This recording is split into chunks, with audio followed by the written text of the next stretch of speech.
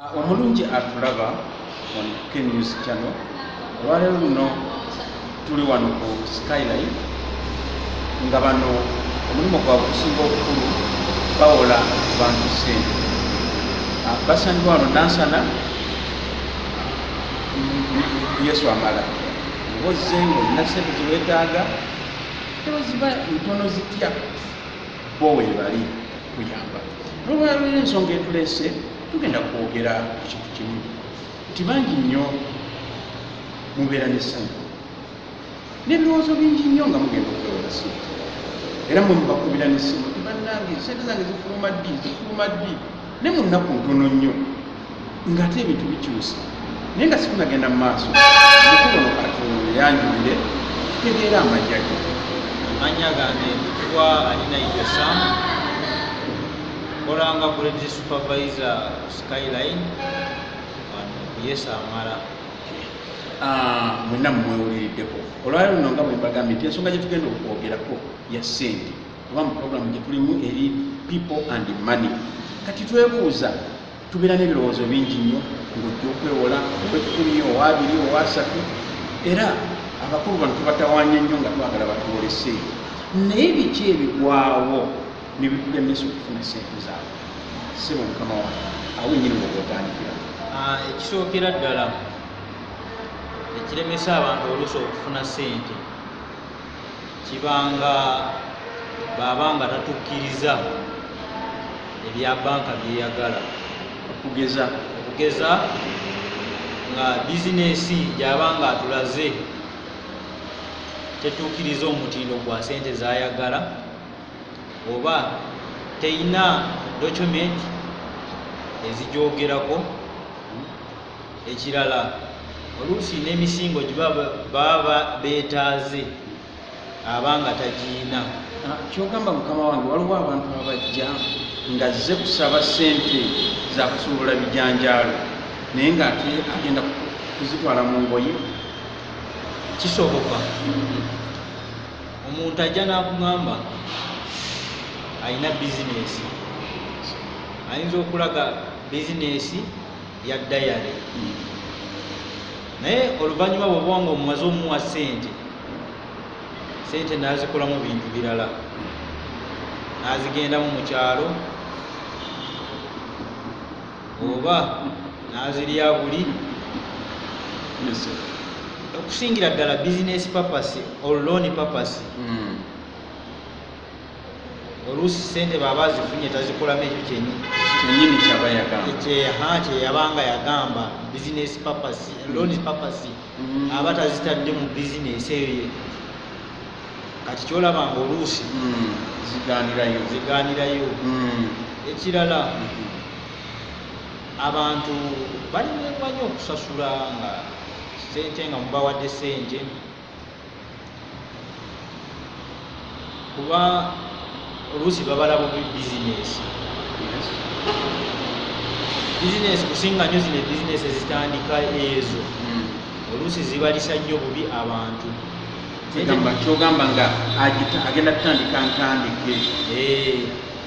Kati bw'omuwa ssente startup capital oluusi abala bizinesi embi n'agiteeka mu ssente n'egaana ekintu nekigaana okuvaayo.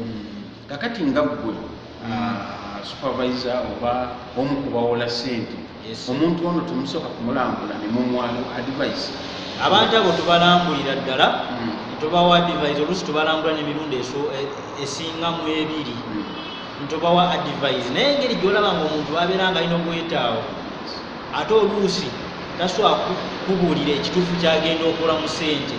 Kati noba omubuulira nga osinziira ku bizinesi eri gy'aliko biba luusi bimuyitako bwisi. Kyolaba nga abamu basayininga n'empapula nga tebasomyemu kubanga obwetaavu bwa ssente bubeera waggulu nnyo. Olwese noyogera ku nsonga eyo bangi nnyo mwe mujja mwetegese nga mulina empapula mpitirivu sayininga wano naye nga bwegenda okusayiningiza ekisooka empapula zammwe zonna tewaliyo za Luganda wadde Lunyankole wadde ki, ziba za Luzungu. Naye nga bwogenda okuwa ssente oluusi nga yeeyakumana mu kyamusanvu ng'olulimi luli olwo limu tagenda kutegeera kakati sebo otwala budde ki okuyamba ku bantu bano okutegeera ekintu ekyo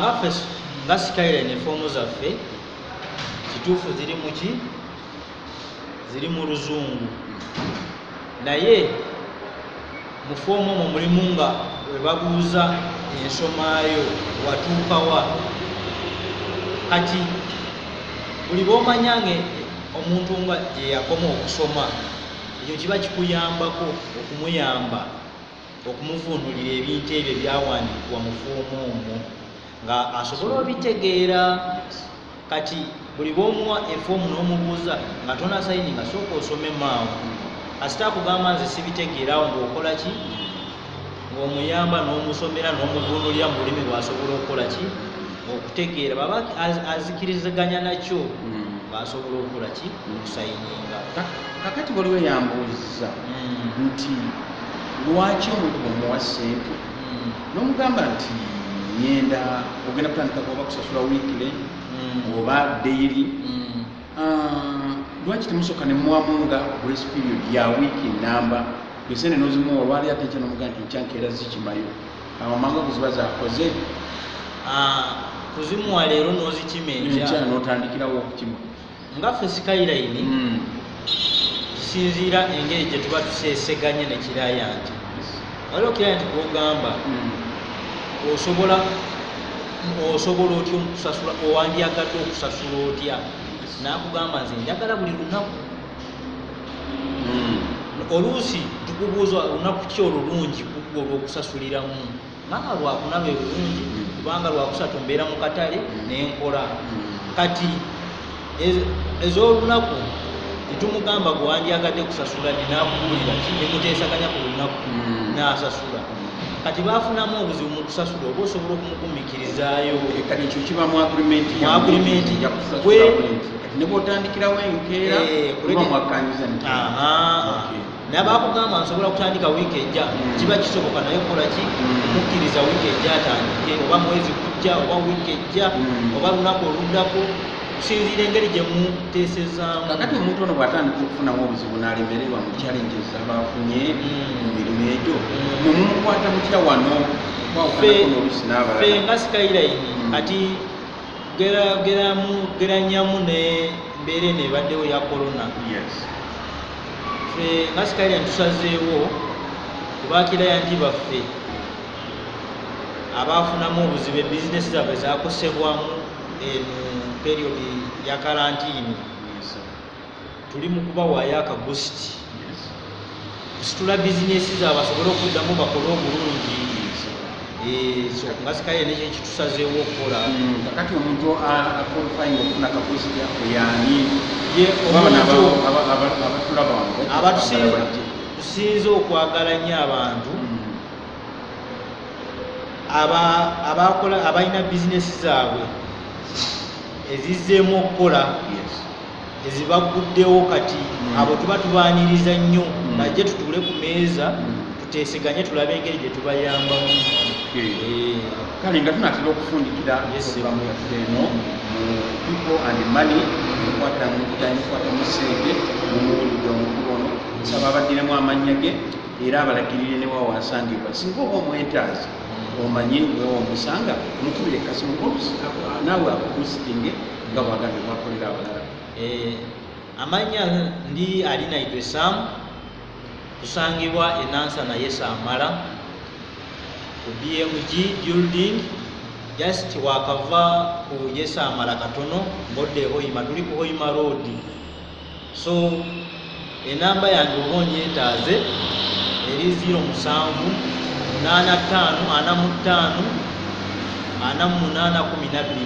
MTN Airtel eri 0704 38 mu Luzungu MTN 0785 45 48 12 Airtel 0704 38 0423 mujjenga tubayambe tubawole sente ate ne bizinesi endala tugaba n'amagezi ga bizinesi bwe oyagala kutandika bizinesi nga olina ebikulamu nga kiyinza okubeera nga sente ozirina naye tomanyi bizinesi ki gyokuteekamu sente. Tuba tukuyamba okubulira bizinesi ezisobola okukola ki okukola bulungi ate n'ebitundu ki ezisobola okukoleramu, kubanga ekitundu nakyo kikola kimatalinga business location.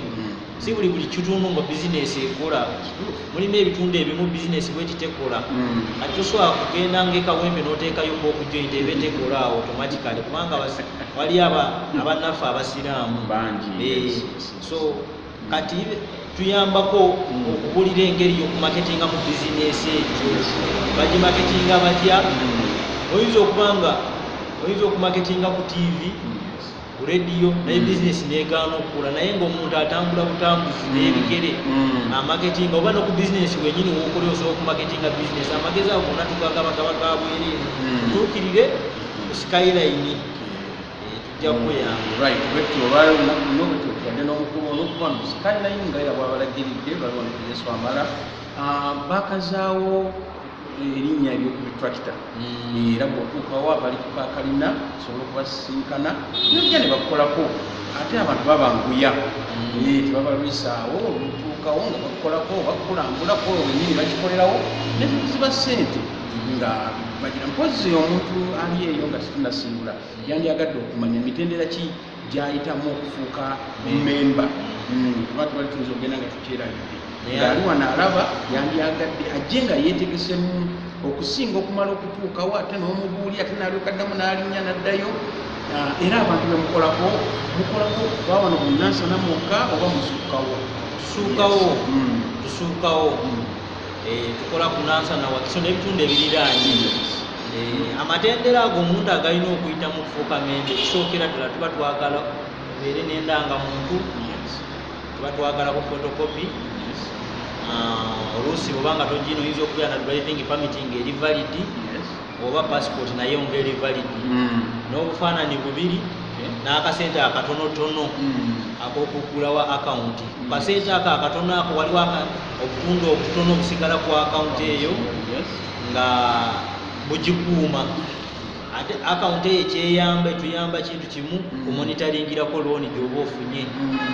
Kakati mpozi era nga tunatera okufundikira kyembadde neerabidde okubuuza abantu bandyagadde bamanye looni zezamwe zitandikira ku sente meka, kuba waliwo abakulu abamu be nalabako nga bayisakalanga ku social media nti gwalina logogo jangu kati ntunuliramu logogo kyekinyenda okutunulira ng'olina kuba na mmotoka bo bakuwole ekitegeeza balina kilasi yaabwe y'abantu bebakola kiye.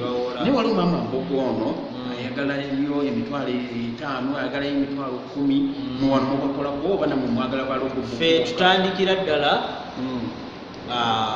sente eza Uganda omutwalo gumu kuba tusobola okukuula kasita obeera n'ekizibu, kubanga mulimu ng'abeera ayinza okubeera n'ekizibu ekitonotono kyagala omutwalo gumu kuba tusobola okumuwa n'okudda waggulu.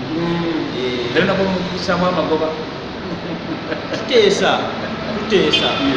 kisinziira engeri gye tuludde nga tukola naawe oba oli mupya n'engeri gy'otutuukiridde n'otunyonyolamu ekizibu kyo tuba tusobola okulaba engeri gye tukikolamu ne tukukuwa.